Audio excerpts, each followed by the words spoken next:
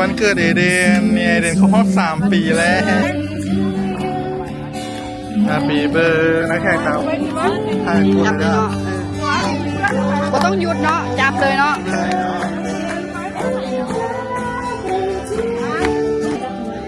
ยุดใส่แล้วแกะไปเลยนี่เลยนี่นะซึ่งอยากขอได้สิ่งนั้นในน้ำค่ะเป็นที่ดีของพ่อแม่ค่ะครอบครัวและกันและกันเด้แก้วมาแล้ว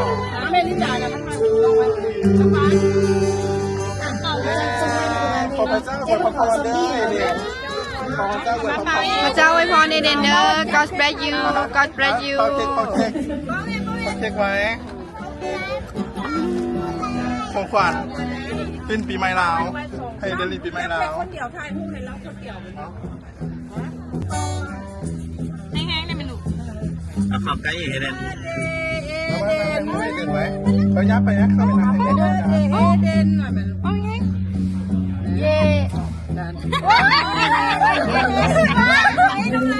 มา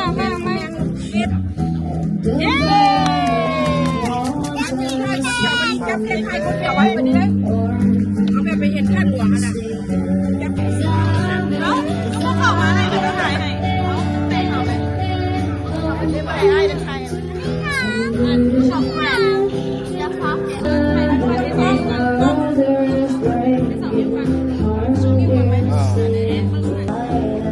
1 2 3